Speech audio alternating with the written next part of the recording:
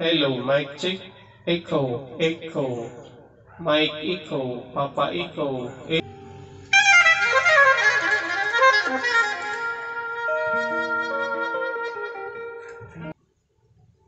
Ayan, mayroon po siyang 19.6.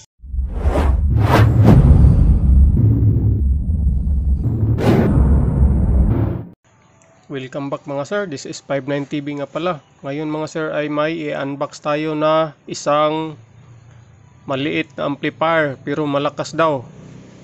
Ito po siya. Ngayon ay ititesting natin to. Yan, ito po siya. Dito sa kanyang box is meron siyang remote control, connection para sa kanyang speakers, at may DC jack po siya. So pwede pala to sa battery. So ito na po siya mga sir. Ito po ang kanyang pinaka amplifier. So bali parang modular po siya mga sir. Pwede nyo itong gawa ng box, diretso na lang nyong isasalpak. May mga screws naman siya dito na 6 na butas. Para kung gawa nyo ito ng box ay salpak na lang, speaker, ayos na. So ito po ang kanyang front panel. Ang pangalan niya is Optical D50 Audio Hi-Fi Bass Power Amp. Makalabog siguro to dahil bass power amp. So dito meron po siyang mic 1 at mic 2. Dito rin ang kanyang left and right input, USB, SD card, digital optical. So sa mga computer siguro to. At dito naman po ang kanyang mga buttons para sa fast forward, pause, play at mode. At may IR po siya. Ito po ang kanyang lead indicator. Tapos meron po siyang dalawang power switch. Halimbawa pag gumamit kayo ng DC, naka battery po kayo, pwede nyo pa rin siyang i-switch and off through this power switch. The same din dito sa pag naka AC kayo, meron din po siyang on off switch. Yan, ito po ang kanyang AC 220 jack, tapos sa DC. Yan.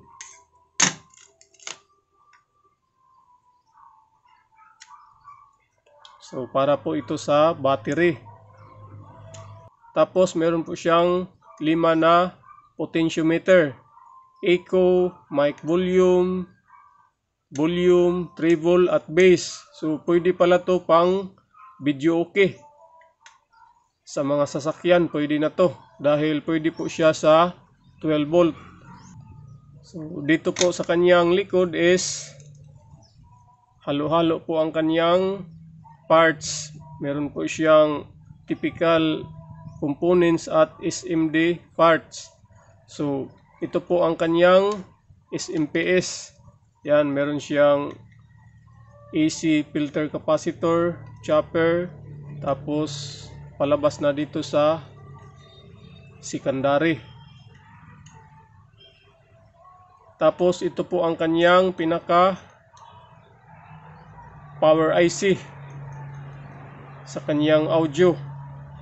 So iwan ko kung may nabibili ba nito kung sakaling masira itong kanyang power IC.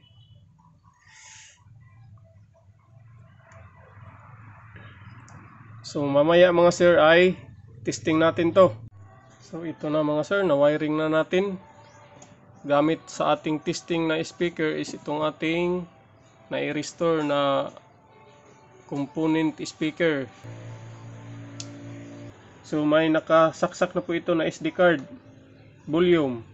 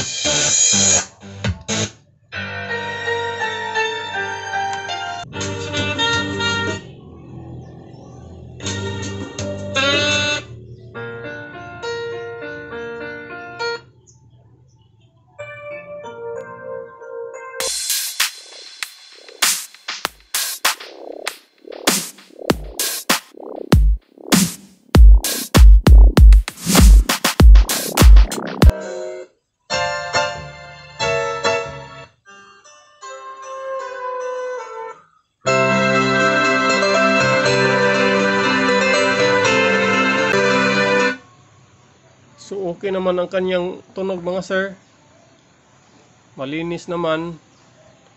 Pero ang kanyang lakas ay katamtaman lang. Di rin malakas, di rin mahina. So okay na to pang kwarto, pang bahay, pang sound strip. So suklatan muna siya natin ng supply kung ilan ang kanyang secondary supply. Ito po ang main filter capacitor sa secondary. Ayan, mayroon po siyang 19.6. Play. Now, so ngayon meron po tayong KS 3000 professional microphone daw. So free po ito sa Platinum player na XLSD. So ito ang gagamitin natin sa D50. Hello, mic check. Echo, echo. Mic echo, Papa echo, echo, echo, echo, echo. Mic check, echo, echo. Hello, hello. So okay naman ang kanyang i-fix sa echo. Hello, mic 2, mic 2. Echo, echo, echo. Hello, hello. Testing, mic testing. Hello, echo. Echo, echo. Hello, hello. Check, mic check, check. Hello, hello. Okay. So malinis naman ang kanyang microphone input mga sir. Mayroon pa siyang echo. So pwede na to sa pang karaoke. Hello, hello. Test, mic testing. The Bluetooth device is connected successfully.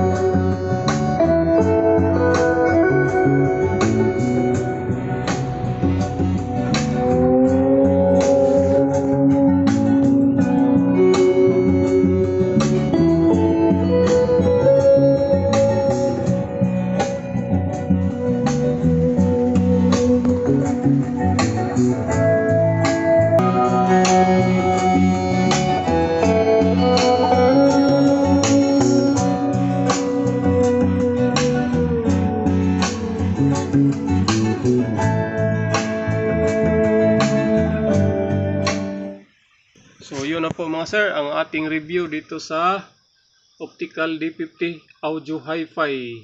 Actually may mas malakas na version nito mga sir. Nakita ko sa seller na binilihan ko nito. D100. May DT na nito. Ngayon may D50. At sa huli, ngayong bago lang is may D100 na. Maraming salamat. This has been 59TV. Thank you.